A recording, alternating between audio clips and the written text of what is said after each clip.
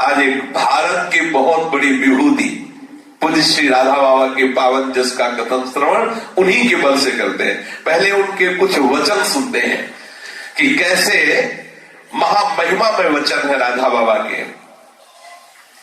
जीवन में अपनी आत्मा की प्रवचना मत करो, राधा बाबा कह रहे हैं। अरे हमें कैसे भगवत प्राप्ति हो सकती है, हम तो गृहस्थ हैं, हम तो विषयी हैं, हम तो ऐसे हैं, हमें कैसे भगवत प्राप्ति। आप अपना ही नाश कर रहे हैं। सावधान, आप प्रभु के हैं, प्रभु के थे, प्रभु के ही रहेंगे। भूल से शरीर को आप अपना मान रहे हैं, इसलिए आप ऐसी बात कर रहे हैं।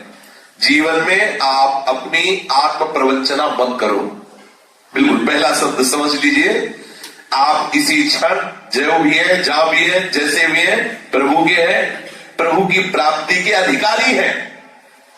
हम में सद्गुण नहीं है, लेकिन प्रभु के हम अंश हैं, प्रभु के हैं, इसमें कोई संशय नहीं। जब प्रभु के हैं तो अपने प्रीतम को प्राप्त करने के लिए किसी और अधिकार की जरूरत नहीं है, केवल प्राप्ति की चाह की जरूरत है, प्राप्ति की लालसा की जरूरत है। और वो लालसा का विधान भी वही बना देंगे। पर आप तैयार हुई कि आप प्रभु को प्राप्त करना चाहते हैं। कि आप अगर ऐसा सोचते हैं हम गृहस्थ हैं, हम भी सही है, कैसे भगवान हमें मिलेंगे, वो तो तपस्वियों को मिलते हैं, वो तो पवित्र आत्मा को मिलते हैं। बिल्कुल गलत बात, ऐसा कभी मत सोचे। ऐसा सोचेंगे तो आपका जीवन बहुत ही निकृष्ट भाव की तरफ बढ़ जाएगा।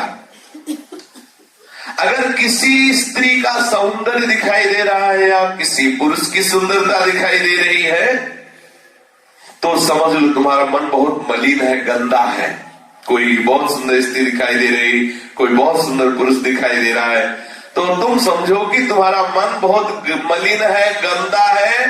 अभी भगवत मार्ग का ककारा भी तुम्हारा शुरू नहीं हुआ। ये महापुरुष के वचन है। यदि तुम भगवत मार्ग के पथिक हो तो स्त्री पुरुष नहीं, सब में भगवान की भावना करो। यदि कोई स्त्री रूप को देखकर तुम्हें लगता है बहुत सुंदर है, तो चमड़ा ही तो देख रहे हो।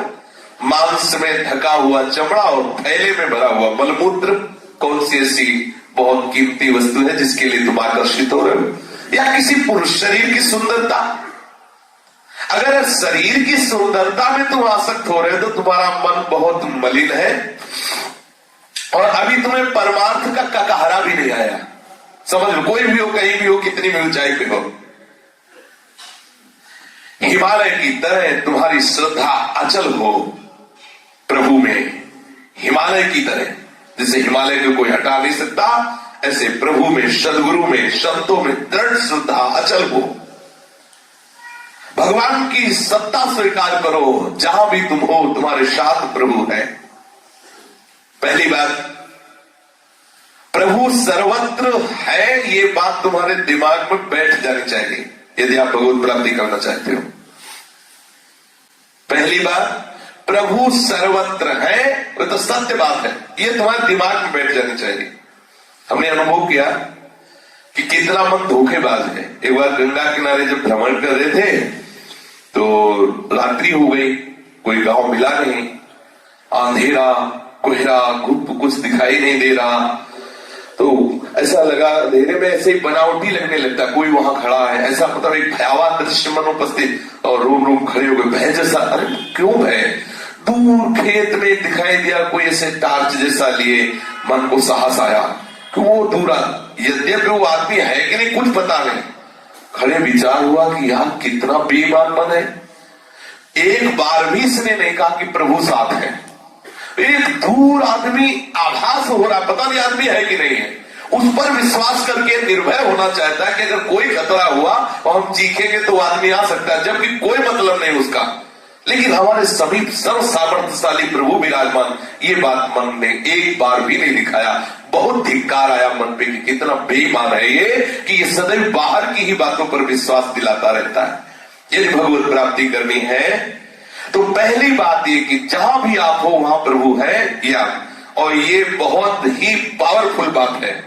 अगर ये बात आपके दिमाग में बैठ गई तो आपको कोई झुका नहीं सकता, आपको कोई संशय में नहीं डाल सकता, आपको कोई भयभीत नहीं कर सकता, आप किसी भी तरह से आप चिंतित नहीं हो सकते, आप शोकित नहीं हो सकते। आप देख लीजिए, बहुत बड़ी पावरफुल वाली बात है। मैं जहां भी हूं आप प्रभु मेरे साथ हैं।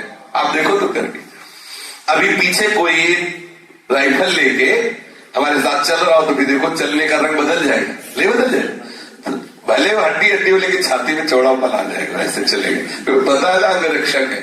और अगर ये बात आ गई सर्वलोक महेश और सर्व सामर्थ्यशाली प्रभु मेरे साथ है, सोचो उस भक्ति की, तभी तो बेपरवाह सांप सिंह और बदमाश और जो भी हो वो बेपरवाह, क्योंकि उसको पता है प्रभु मेरे साथ है, क्या बिगाड़ सकता है।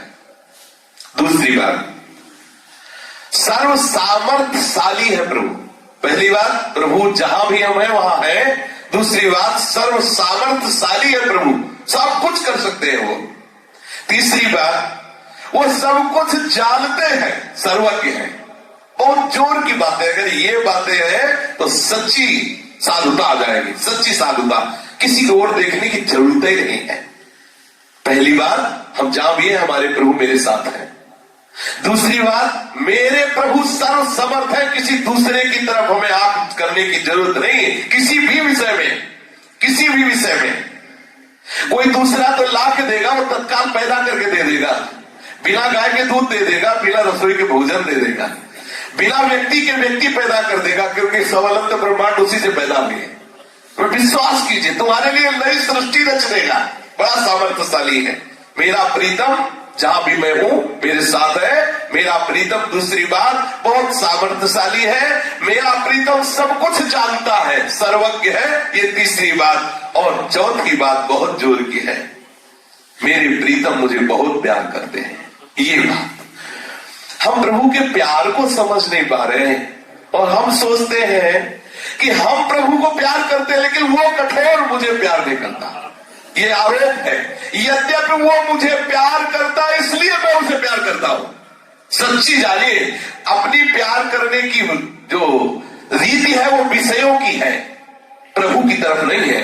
अगर मुझे प्रभु से प्यार करने की बात आई तो मुझे प्रभु ने प्यार किया इसलिए आई, वो मेरी बात नहीं कि मैं प्रभु से प्यार कर रहा हूं। या होता उल्टा है कि हे नाथ मैं आपसे प्यार करता हूं लेकिन तुम कितने कठोर हो, तुम हमसे प्यार नहीं कर रहे, जबकि बात उल्टा है, वो हमसे प्यार कर रहे इसलिए हम उनको प्यार कर रहे हैं। नहीं, हमें छूट कर दी जाए तो हम केवल विषयों से प्यार करते, प्रभु से नहीं। आप देखिए, यदि आपको ये चार बातें आ गई तो आप सच्चे महात्मा बन जाएंगे।